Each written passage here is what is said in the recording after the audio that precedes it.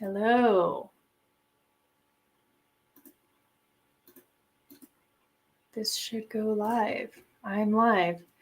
Hey, everyone. I have been hearing a lot about confidence lately.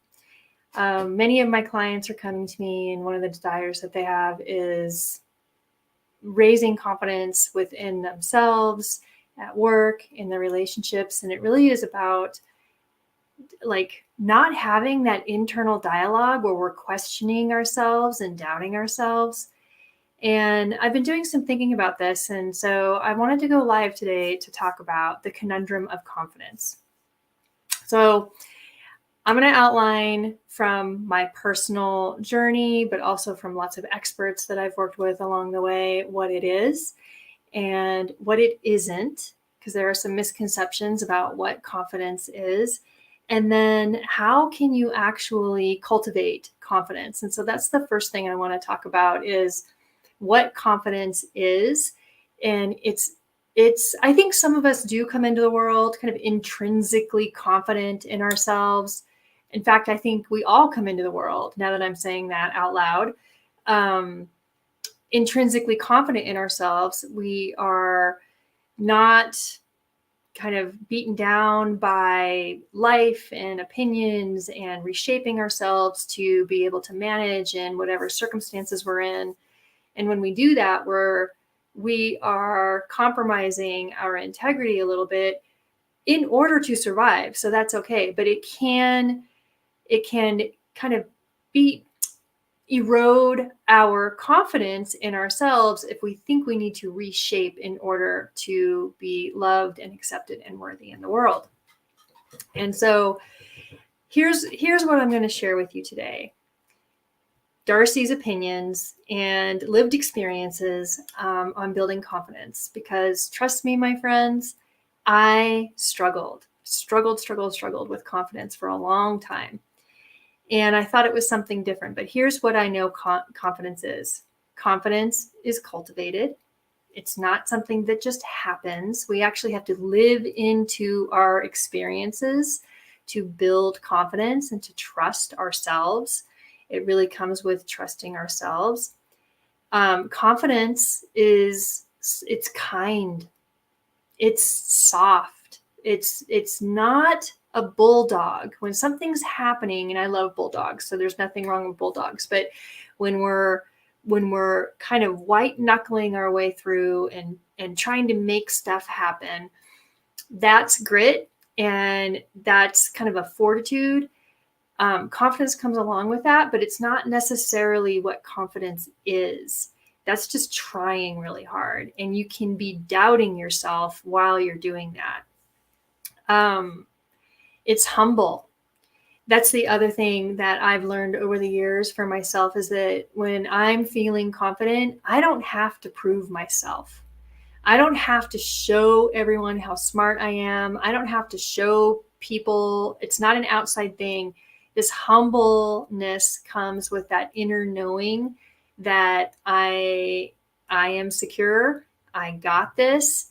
I am okay with who I am. So confidence is that thing of saying, I'm okay with who I am. And oh, friend, it can take a while to get there, but you can, because I'm proof of it. I'm living proof that you can. Confidence, one of my favorite sayings is, when you move towards fear, I'm going to get this wrong, but when you move towards fear, it hates that, right? So confidence is moving towards fear, and what comes along with that is moving towards it with curiosity. What do I have to learn from this? Here's that humble piece again. What is in this for me that I need to take away and become more of myself and really move into that full true self who's confident internally.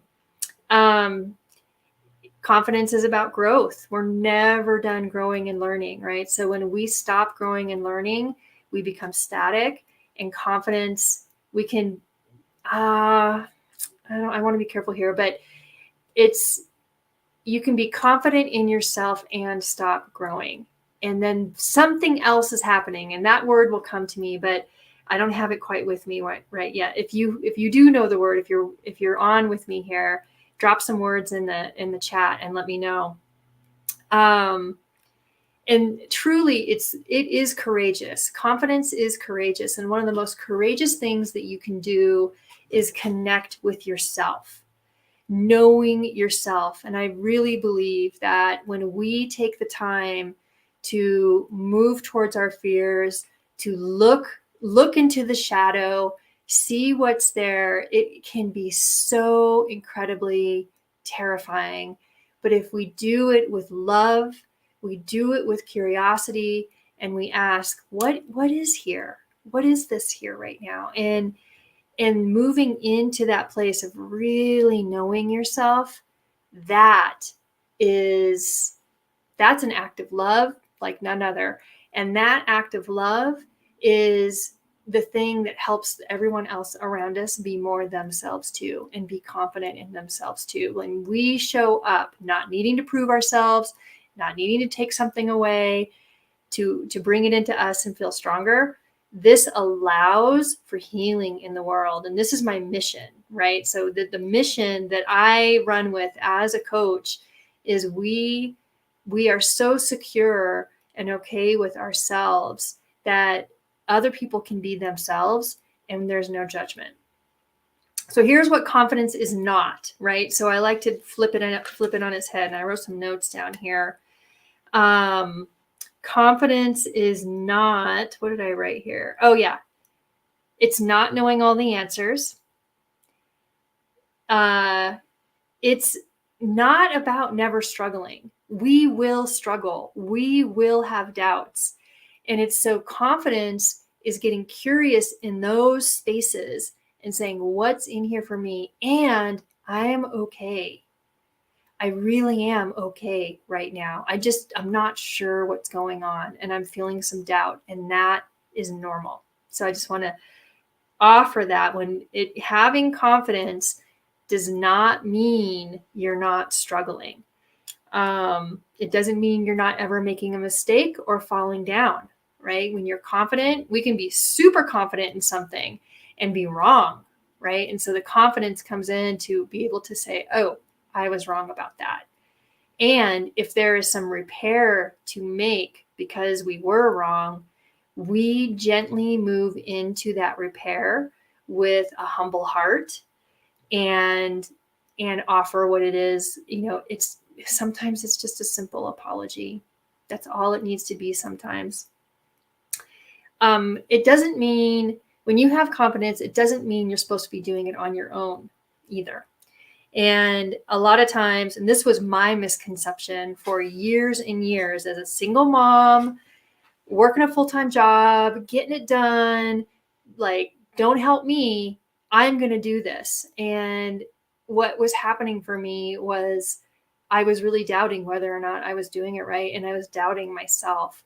And by doing it alone, I was not helping myself when it came to building confidence. There was a trust that I was going to be able to get through, but there was not a confidence that I was actually going to do it well. And there's a difference there. So it's also about asking for help. So confident people ask for help. We know where we need help. We know that help only makes us stronger.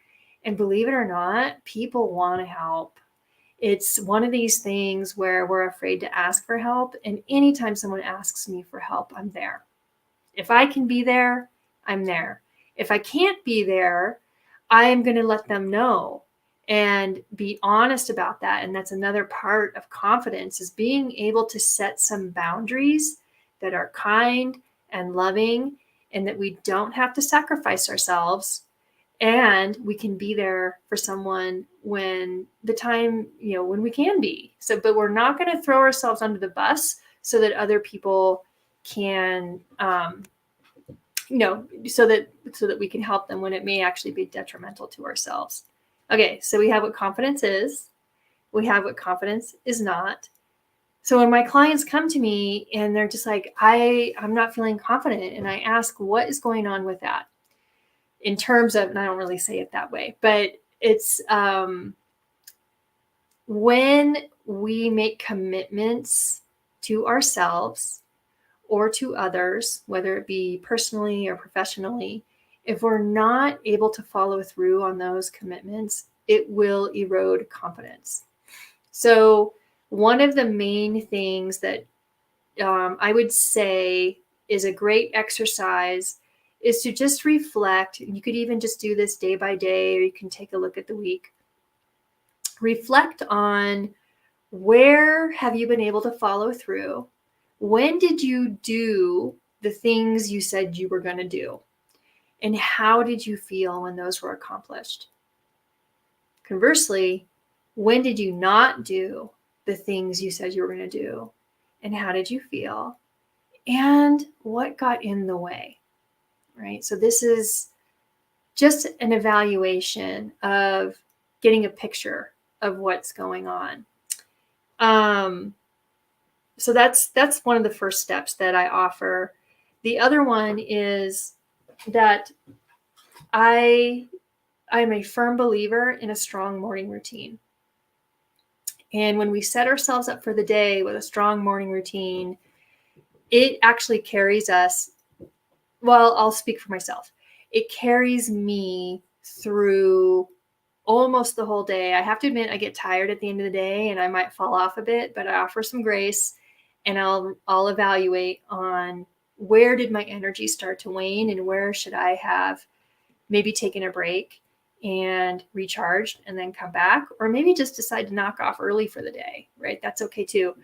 But the strong morning routine is, and everyone has their own. I will share mine because it might inspire for you to be able to create your own. So the strong morning routine is to wake up, and when you wake up, don't get up right away. Lay in bed for 5 minutes and just allow yourself to gently move into that waking space. Feel your body. Bring your attention to your breath. Feel the covers touching your skin. Feel the air in the room. Maybe even listen for some sounds. And just notice any taste in your mouth. You might be ready for a drink of water. You might notice something like that. But what we're doing, this morning 5-minute ritual is connecting to all of your senses, connecting to your body. And then when you wake up, maybe use the restroom, splash some water on your face. That's what I do. And then what I do is I sit down and I have a guided meditation that I listen to. Sometimes I'll just sit for a short period of time, noticing what thoughts are in my head. And during that time, I am just connecting to my body. Now, at the end of that meditation, I ask myself, how do I want to show up today? And with that question comes an intention. The intention being, I want to show up present. That's pretty much what shows up for me every time, but different things come. And then I get up, I write that down, and I move into my routine. Now, I am, there's more to it, but that's the basic morning routine. And the crux of it is to set your intention, because that intention will hold you through the day. Believe it or not. I mean, I have been doing this for a while and it is amazing what happens over time. So you get that done. Now, if you're anything like me, there's a lot to do every day. So I write down my top 3 things, like no matter what happens, because the list is long. I probably have 20 things on a list every day, which is not going to get done. That's not realistic. So I take those top 3 things. And the top 3 things are, there's some interesting statistics around this, but the top 3 things are the things that move the needle the most towards the goal you want to achieve. It's not about the quickest thing you can do. And there's strategies around this, right? So, and there's reasons to do different things, but I'll just talk about this one strategy right now. So 20 things on the list. Choose your top 3. set a timer for how long you will be working on those things. And this does take some commitment, right? You got to be ready to commit to, okay, I'm only going to spend 20 minutes on this. I'm only going to spend an hour on this. I'm only going to spend 2 hours on this, whatever it might be. And then put it off to the side. If you want to come back to it, you can. But what we're doing, okay, a lot of words to say. What we're doing is we're building up that proof that you can do what you say you're going to do. And when that happens, you build confidence. Okay, so there's that. Committing to the actions. Oh yeah, the other one that I really like, and I've been doing this one too. Imagine yourself. So this is part of the morning routine. Imagine yourself in your confident space. How you feel, what you're doing, interactions you're having. Now, for me, that confident space is I am settled, right? My nervous system is not being activated. And if I sense an activation taking place, that is when I take a deep breath and I get to decide what comes next from me in a situation. I don't get to decide how someone else is supposed to feel or what they're supposed to say. That's not any of my business. Honestly, my business is right here. And it's all about how do I want to respond in this situation. And so with that confidence, you have agency in how you're moving through your life. And that is truly an amazing thing in terms of having choice around your responses to situations. And this could be other people. This could be all by yourself. I hope this makes sense. I'm really big on this stuff. And then the last thing is offering yourself grace, being kind to yourself. So there's a lot of research around this, that if we continue to speak kindly to ourselves, like I know I heard a great story about this painter who he was painting away, and every time he made a mistake, he would be like, oh, look what happened there. Look what happened there. And then he just does this and he does that. Oh, look what happened there. And he wasn't beating. So the whole point, he's not beating himself up. He was just like, oh, look what happened there. And the same thing can happen throughout our lives with different thoughts, right? I've done this with thoughts because I can be mean. And I tell you, I don't like it in my head, right? And so that's not who I am. So a mean thought might come through and I'll be like, well, that was a thought. I give it no meaning. It has no bearing on anything. It's just a thought, and I'm going to let it go. I am not going to hang on to that. And it could be a mean thought about myself. My poor me. I've been so hard on myself for so many years. So I'm not going to do that anymore. And when I don't have harsh thoughts about myself, I intrinsically do not have harsh thoughts about other people. I see them as humans who are doing the best that they can, right? I get all choked up. We're all just doing the best we can. So offering some grace, offering kindness, very important in terms of building confidence. All right, got a little teary there. So here's the take-home message. We're going to wrap this up. Things will happen that make you doubt. This is normal. This is part of being human. And so when we move into those places of doubt, offer kindness and ask what else is possible. What else could be here that is a learning moment for me, that is a growth moment for me? Because if it weren't, it wouldn't be happening. And this is everything that comes at us. That is because you're ready for it. This is because you can handle it and you have the confidence. It is in there to face it and to commit to whatever it is you need to do to reach your goals. I had a story I was going to tell, but I think I'm going to skip it. But I did have a huge doubt around whether or not I was on the right path at one point, because it was a really tough time in my life. And I stuck to the commitments that I had made to get through our program. And it turned out I was on the right path, but I had to struggle.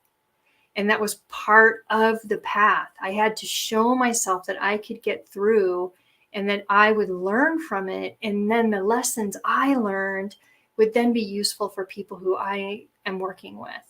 So just know the struggle is part of the journey. You are the hero in your own hero's journey life. So don't shy away from the struggle. Face it, move towards it. What is this about? And if the message is this is not the path for you, that's okay. And that's the other thing. Like, there's no real failure, I guess you could say, but knowing that you're on the right path and maybe even hopping to a different path and knowing deep inside that that's what's best for you, that's going to help build confidence. And the other thing, the last thing, so here's what I'll end with, is when we begin to change shape, because we're moving through a transition. This is a life transition of working and being and thinking a certain way. And when we start to shift that, you're going to feel kind of like a newness. And this is why I love the rising phoenix symbol for myself, because when we shift, like we kind of burn some stuff out, we start creating something new for ourselves, we can feel tender and we can feel vulnerable. And that's growth. And so when you feel that, that means you're probably, I don't want to make a full-on broad statement here, but you're probably on the right path, because that newness is going to feel uncomfortable. And we have to get used to this new way that we're being. And even people around us might have to get used to the new way. But it all shakes out. It all shakes out for the best. All right. I think that's all I have for you today. So commit to what you can and don't overcommit, because then you're not going to be able to get it done, and it's going to eat away at your confidence. So if you want to get into a fitness routine, and I'm big on a daily fitness routine, keep it small. Like, start small, my friend. If it means doing 2 push-ups every morning with knees on the ground, do it. If it means walking around the living room for 5 laps, just to get the routine going, and then you build. So start small, see where you want to go, see yourself in that confidence space. And I'm cheering you on. I hope this was helpful in some way. All right. Be well, my friends.